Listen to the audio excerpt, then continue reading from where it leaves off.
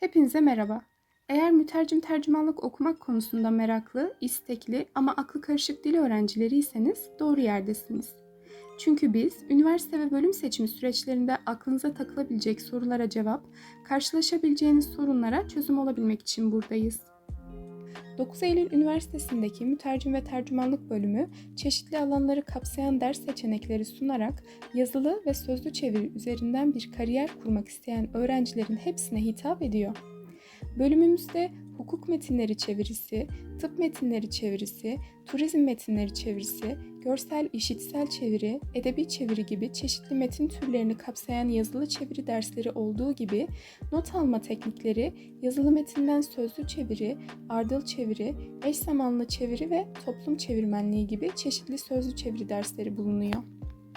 Ders içerikleri hakkında daha fazla bilgi için sitemizde bulunan lisans programı ders kataloğumuza bakabilirsiniz. Biz bölümümüzün öğretim planına göre yazılı ve sözlü dersler kapsamında hem kuramsal hem uygulamalı dersler görüyoruz. Kuramsal derslerde öğrendiğimiz bilgiler daha sonra pratikte karşılığını buluyor. Sosyal bilimler ve edebiyat içeriklerinin yanı sıra özellikle teknik, hukuk ve ekonomi alanlarından metinler üzerinde çalışma ve pratik yapma olanağı sunuluyor ve bu şekilde farklı alanlardan çeşitli dersler alabilmek, henüz ne tür ve hangi alanda çeviri yapmak istediğini bilmeyen öğrenciler için karar verme sürecini kolaylaştırıyor. Ders planı şu şekilde ilerliyor. İlk 3 sene boyunca hem sözlü hem yazılı çeviri derslerini tüm öğrenciler ortak olarak alırken lisans programının 4. yılında yazılı ya da sözlü çeviri alanında uzmanlaşmak üzere 2 sınıfa ayrılıyoruz. Sözlü çeviri sınıfına girmek isteyen öğrenciler için hem daha önceki sözlü çeviri derslerinden aldıkları notlar, hem yapılan sözlü çeviri sınavı hem de sözlü çeviriye uygunlukları yani becerileri belirleyici oluyor. Sözlü çeviri sınıfına girmeye hak kazanan öğrenciler eş zamanlı çeviri alanında daha özelleşmiş bir eğitim alıyor. Fakültemizde eş zamanlı çeviri için aynı anda 4 dilde çeviri yapılabilen 3 kabinli, 30 dinleyiciye hizmet verebilen bir konferans simultane laboratuvarı bulunmaktadır. Mütercim tercümanlık bölümü yalnızca dilin özelliklerini bilerek ve kültürel bağlamı gözeterek doğru çeviri yapmayı öğreten bir bölüm değil. Çevirmenlik özellikle sözlü çeviri durumlarında iletişim ve konuşma becerilerini gerektiren bir meslek. Bölümümüz örneğin bu beceriyi geliştirmeye yönelik sözlü çeviride etkili konuşma ve sunum teknikleri adlı bir ders seçeneği sunuyor. Bunun yanı sıra birçok farklı derste yaptığımız sunumlar da İngilizce konuşma ve sunum becerilerini geliştirmemizi mümkün kılıyor. Mesleki gerekliliklere ek olarak güncel konular, Amerikan sineması, ülke ve kültür bilgisi gibi kültür odaklı günceli sorgulayan dersler sayesinde içinde yaşadığımız dünya hakkında fikir sahibi olarak bölümü bitiriyoruz. Yalnızca dil bilerek çevirmen olunmamasının en önemli sebeplerinden biri çevireceğiniz metnin çoğu zaman alan bilgisine hakim olmayı gerektirmesidir. Örneğin bir hukuk metni çevirecekseniz, hukuk terimlerinin hedef dildeki karşılığını bilmeye ek olarak metni anlayabilmeniz için hukuk dilini ve sistemini anlayabilmeniz gerekir. Bu her özel alan için geçerlidir. Bu sebebe bağlı olarak doğru çeviri yapabilmek için nasıl araştırma yapmanız ve neleri bilmeniz gerektiğini, bildiklerinizi nasıl kullanacağınızı öğreneceksiniz. Kısacası birçok alanda birçok farklı konuya ve kültüre hakim olarak mezun olacaksınız. Üniversite seçerken dikkat edilen noktalardan bir diğeri akademik kadrodur. Üniversitemiz için bu konuda içiniz rahat olsun çünkü bölümümüz alanlarında uzmanlaşmış ve öğrencileri mezuniyet sonrasına en iyi şekilde hazırlayacak akademisyenleri bünyesinde barındırıyor. Akademik kadro hakkında ayrıntılı bilgi için bölümümüzün web sitesini inceleyebilirsiniz.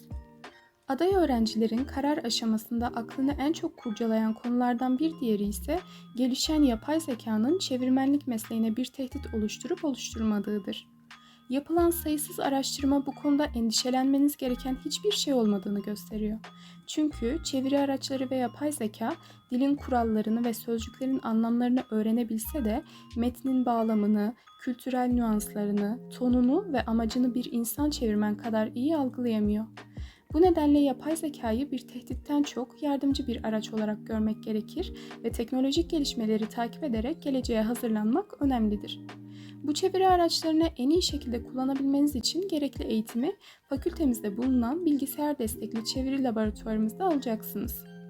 Laboratuvarımızdaki 15 adet bilgisayarda öğrencilerin profesyonel iş yaşamında ihtiyaç duyması muhtemel olan masaüstü tabanlı STL Studio bilgisayar destekli çeviri aracı yüklüdür. Uygulama yapmak isteyen tüm öğrencilerimize açıktır ve derslerde ise bulut tabanlı VDC aracı Phrase kullanılmaktadır. Bir diğer başlığımız ise zorunlu staj. Bölümümüzde 3. sınıftan 4. sınıfa geçen her öğrencinin mezun olabilmek için staj yapması zorunludur. Öğrenciler stajlarını 3. sınıfın sonunda yaz stajı olarak ya da 4. sınıfın ara döneminde kış stajı olarak yapabilirler. Öğrenciler staj yapacakları kurum, kuruluş ya da çeviri bürolarını kendileri bulmalıdır. Ancak endişeye kapılmayın çünkü staj olanaklarımız çok çeşitli ve danışman hocalarımız da staj yapabileceğimiz yerler konusunda bize yardımcı oluyorlar. Eğer öğrenmeye doyamayanlardansanız çift anadal ve yandal olanaklarımızı da bir dinleyin. Bölümümüz öğrencileri Amerikan Kültürü ve Edebiyatı ile Dil Bilim bölümlerinde çift anadal yapabiliyor. Amerikan Kültürü ve Edebiyatı'nda çift anadal veya yandal yapmak isteyen öğrencilerin ÖSYM tarafından yapılan Yabancı Dil Bilgisi Seviye Tespit Sınavı'ndan yani YDS'den 80 veya üzeri not almış olmaları gerekiyor. Aynı zamanda arkeoloji, Amerikan Kültürü ve Edebiyatı, dil bilim, felsefe, müzecilik, psikoloji, tarih, sosyoloji, Rus dili ve edebiyatı bölümlerinde yandal imkanları bulunuyor. Bazı bölümlerin yandal için gerektirdiklerini videoyu durdurarak inceleyebilirsiniz. Birçok öğrencinin yurt dışında eğitim görme hayali kurarak üniversiteye geldiğini biliyoruz. Bu yüzden biraz da Erasmus fırsatından bahsedelim. Erasmus programı öğrenim hareketliliği ve staj hareketliliği olarak ikiye ayrılıyor. Erasmus öğrenim hareketliliği sizlere 1 veya 2 dönem boyunca Avrupa ülkelerinde değişim öğrencisi olma ve eğitim süresince mali destek alma imkanı sunuyor. Her üniversitenin Erasmus kapsamında anlaşmalı olduğu ülkeler değişebilir. Bu fırsattan yararlanmaya hak kazanabilmek için önceden yeri ve zamanı duyurulan Erasmus dil sınavına girmeniz ve diğer öğrencilere kıyasla yüksek bir puan almanız gerekiyor. 3 yabancı dilden sınava girebilirsiniz. Bunlar İngilizce, Fransızca ve Almancadır. Bu sınav dil bilgisi, dinleme, okuduğunu anlama, yazma ve konuşma gibi bölümlere ayrılıyor ve hepsinden ayrı ayrı aldığınız puanlar toplanarak asıl puanınız belirleniyor. Daha detaylı bilgi için videoyu durdurup metni inceleyebilir ya da üniversitenin internet sitesine de göz atabilirsiniz.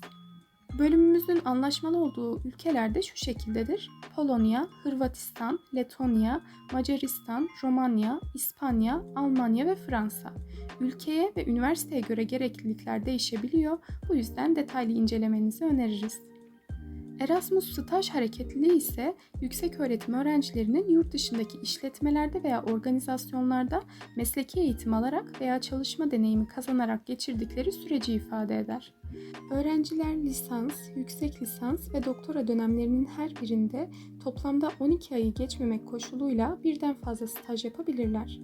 Mezun olan öğrenciler de mezuniyetlerinden sonraki bir yıl içinde staj yapabilirler.